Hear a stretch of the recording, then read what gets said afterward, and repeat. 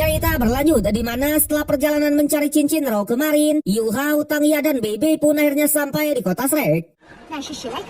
Dijelaskan kota Shrek ini adalah kota terbaik di dunia dengan akademinya yang sangat terkenal. Tentunya Bebe juga langsung mengingatkan mereka yang diterima di Akademi Shrek adalah yang terbaik dari yang terbaik. Karena memang Akademi Shrek adalah tempat lahirnya Master Ro hebat. Yang ternyata Bebe dan Tang Ya ini sudah resmi menjadi murid di Akademi Shrek. Tak hanya itu, kejutan yang dikatakan oleh Tang Ya kemarin, ternyata ia memiliki kuota masuk ke Akademi Shrek tanpa jalur tes sama sekali.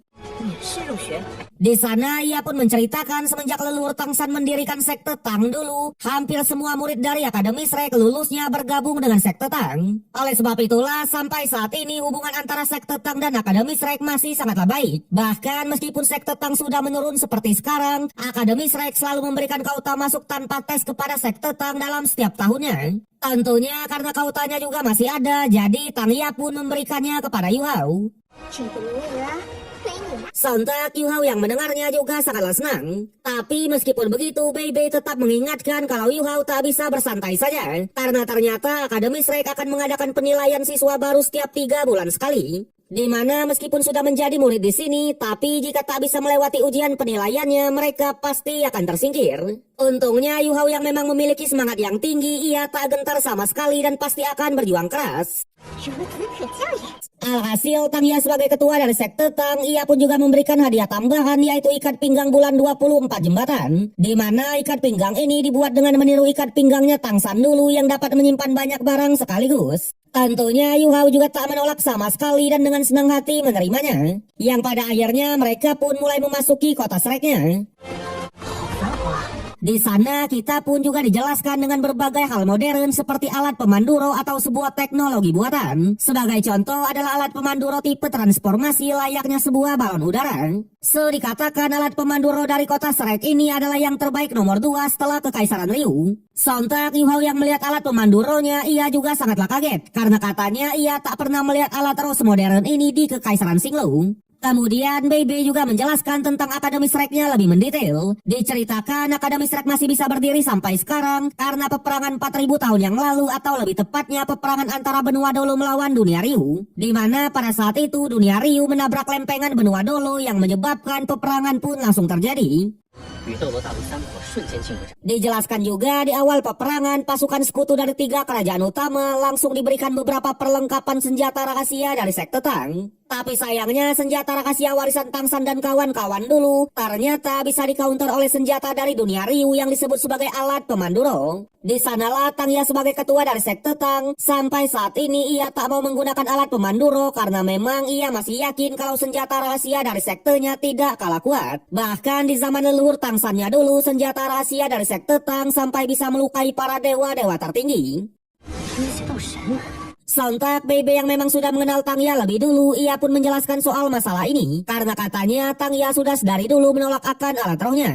Tapi meskipun begitu, ia juga percaya kalau senjata rahasia dari sekte Tang memang ada yang bisa membahayakan dewa.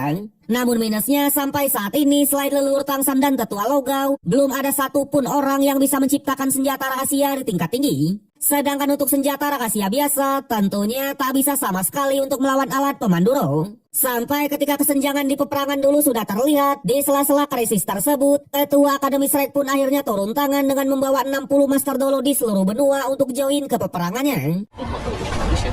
Di sanalah benua Dolo pun bisa membalikan keadaan dan mengalahkan dunia Ryu. Bahkan sejak saat itulah Akademi Shrek sudah bukan lagi milik negara atau kekaisaran manapun, melainkan mereka sudah berdiri sendiri. Tapi sayang kemenangan di peperangan 4000 tahun yang lalu ternyata menjadi titik awal kehancuran dari sekte Tangnya. Sontak Yu Hao yang tak tahu apa-apa langsung menanyakan sekuat apa alat pemandu Ro. Karena memang di Kekaisaran Xinglu ia sangat jarang melihat senjata tersebut. Namun Bebe hanya mengatakan di 3 kekaisaran selain Kekaisaran Ryu, semuanya masih mengutamakan para Master Ro. Karena memang kebanyakan dari Master Ro menolak untuk menggunakan alat pemandu Ro dan percaya dengan kekuatan mereka sendiri. Jadi alat pemandu Ro ini tak hanya fokus kepada kekuatan saja, melainkan juga memiliki pengaruh kepada sistem Master Ro. Karena ternyata alat pemandu Ro ini cara menggunakannya dengan digerakkan oleh kekuatan Ro, ya lur ya.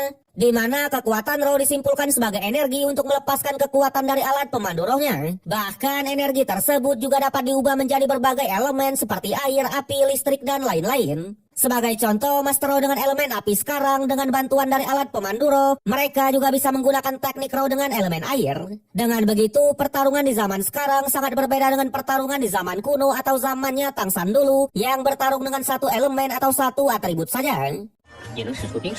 Di sana divisualisasikan oleh om-om pebisnis. Dengan kata lain, fungsi dari alat pemandu roh ini setara dengan menambah satu teknik roh dengan elemen yang berbeda. Bahkan yang membuatnya sangat dipuja-puja, alat pemandu roh bisa mengabaikan batasan dari kekuatan roh seseorang.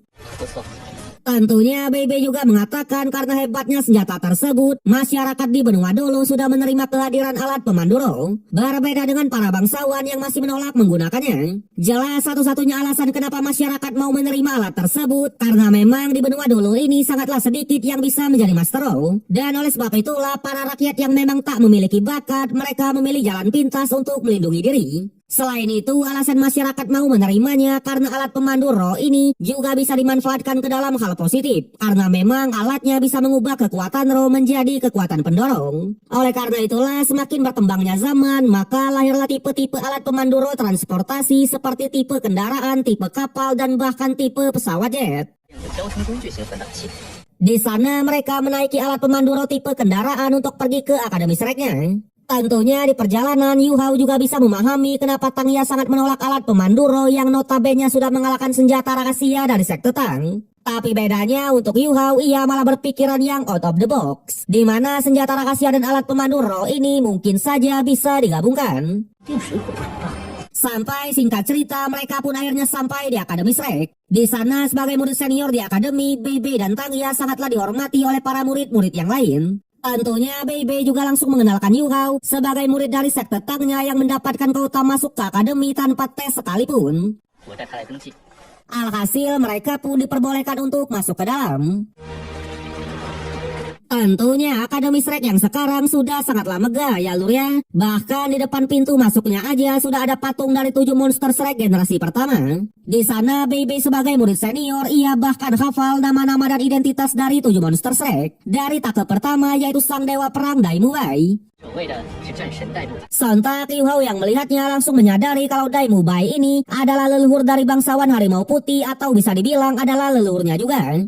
Tapi karena kebenciannya dengan ayahnya, ia tetap tak mau mengakui soal latar belakangnya yang merupakan keturunan dari harimau putih. Kemudian ada sang dewa Phoenix yaitu Sindut Hongyun, dewa makanan aka Paman Sobar, sang istri dari leluhur Tangsannya yaitu Xiaowu yang berbagi kekuatan dewa Asyura dulu, Juju Sing sang dewa kecepatan atau istri dari sang dewa perang Daimu Bai, si cantik Rongrong sebagai Dewi 9 warna dengan gelar support terkuat sekaligus istri dari dewa makanan, dan terakhir adalah leluhur dari sekte Tangnya yaitu King Baginda Maharaja Paduka Kanjeng dewa tertinggi Lord Tangsan sebagai pemilik 2 kekuatan dewa sekaligus yaitu dewa laut dan dewa Asyura ya lur ya. Waduh. Tentunya sebagai calon generasi kedua dari monster Shrek, mereka memberikan hormat tulusnya. Tak hanya 7 monster Shrek, di tengah halaman dari Akademi Shrek juga ada 3 patung dari para pendiri Akademi Shrek pertama yaitu geng segitiga besi emas. Dari leluhurnya yaitu Master Yu yang sudah menciptakan dasar-dasar latihan untuk murid di Akademi Shrek, istrinya yaitu Guru Erlong yang juga merupakan leluhurnya dari klan T-Rex Petir Biru, dan terakhir adalah dekan pertama dari Akademi Shrek yaitu Flounder. Sampai BB pun juga menjelaskan kalau di Akademi Shrek ini juga terbagi menjadi beberapa divisi, di mana sebelah kiri adalah divisi roh pelindung dan sebelah kanan adalah divisi pemandu roh. Dikatakan 2 divisi ini adalah divisi utama dari Akademi Shrek di Akademi luar. Yang ternyata Akademi Shrek yang sekarang sudah terbagi menjadi 2 halaman. Yang pertama adalah Akademi luar atau disebut sebagai murid luar, dan kedua ada Akademi dalam atau disebut sebagai murid dalam. Sejadi murid-murid di Akademi Shrek ini mereka harus mengikuti pembelajaran di Akademi luar dulu selama 6 tahun. Dan kemudian mereka baru bisa mengikuti ujian untuk menjadi murid di Akademi dalam. Atau dengan kata lain, murid yang berhasil memasuki Akademi dalam lah adalah murid dari Akademi Shrek yang sebenarnya. Karena memang sampai saat ini Akademi Shrek masih mempertahankan motonya yaitu hanya menerima para monster saja.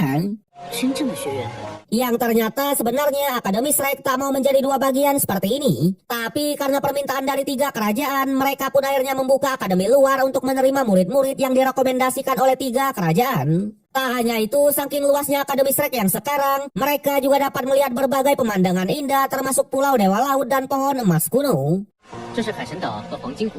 Di sana, Tangya juga mengatakan kalau ia dan Bebe sudah menjadi murid luar selama 3 tahunan. Tentunya tinggal butuh beberapa tahun lagi agar mereka bisa mengikuti tes ujian masuk ke Akademi Dalam. Sontak Yu Hao yang mendengarnya awalnya cukuplah kaget karena katanya dengan kekuatan mereka berdua, seharusnya sudah bisa dikatakan sebagai monster dan masuk ke Akademi Dalam.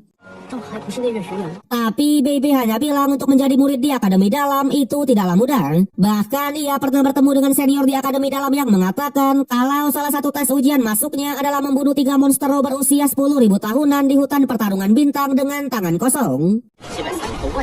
Kemudian ia pun juga menjelaskan tentang divisi bimbingan roh. Di sana tepat di depan gerbangnya juga ada legenda dari para murid Akademi 5 Elemen dulu yang bergabung dengan Akademi Shrek.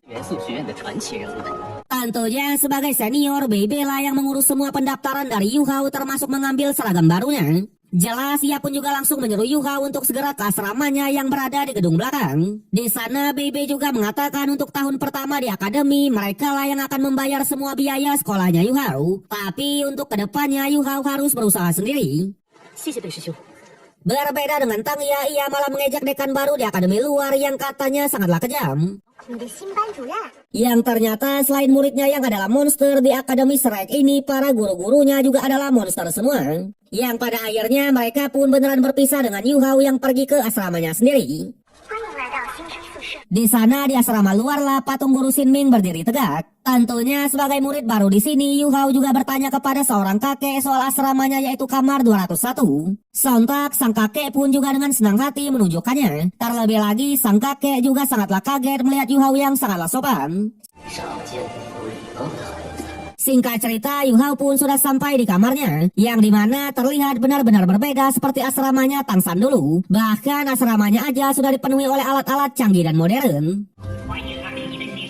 Di sana karena teman sekamarnya masih belum datang, Yu Hao langsung memanfaatkan waktunya untuk berkultivasi dan melatih jurus Wantian dari sekte Tang yang memang dapat membersihkan aliran darah di dalam tubuh. Yang tanpa diduga baru saja berlatih di lautan kesadarannya, Tian Meng pun muncul dan mengatakan kalau teknik ini memang cocok untuk Yu Hao. Bahkan teknik mata iblis ungu juga sangatlah cocok dengan roh pelindung mata spiritualnya. Tentunya jika dikombinasikan, Yu Hao pasti memiliki teknik dasar dari tipe penyerang. Sontak Yu Hao sendiri ia pun hanya mengatakan kalau ia pasti akan berlatih keras. Sama halnya dengan Tian Meng, ia berniat untuk tidur dulu dan hanya mengatakan jika Yu Hao sudah mencapai level 20 nanti dan membutuhkan cincin kedua, barulah ia akan bangun. Waduh. Tapi meskipun begitu, ia juga meyakinkan jika Yu Hao dalam bahaya, ia pasti akan segera membantu. Kemudian setelah seharian berkultivasi, Yu Hao pun memakai kostum barunya dan berkeliling di akademi. Di sana Akademi Shrek sudah benar-benar modern. Bahkan chef di kantinnya aja sudah tidak menggunakan manusia lagi, melainkan adalah AI ya lur ya. Tapi karena Yu Hao tak memiliki uang sedikit pun, ia pun berniat mengambil tugas di akademi agar mendapatkan uang tambahan. Namun sebelum itu menyadari kalau teman sekamarnya sudah tiba, ia pun bergegas mengeceknya. Sayangnya baru saja terlihat muka dan rambut dari teman sekamarnya. Episode yang kali ini harus berakhir sampai di sini. Sebagaimanakah kelanjutan dari Yu Hao dan kawan-kawan? Kalau kita lihat dari preview episode berikutnya, Yu Hao dibawa oleh seorang guru untuk dites kekuatannya. Berbeda dengan teman sekamarnya tadi, ia malah sangatlah kesal. Terlebih lagi guru yang membawa Yu Hao tadi hanya mengatakan kalau mereka hanya memiliki waktu 2 jam untuk menyelesaikan tugasnya ini. Sayangnya kita harus menunggu sampai minggu depan untuk mengetahui kejelasannya. So, terima kasih untuk semua yang sudah menonton. Sampai jumpa di konten berikutnya.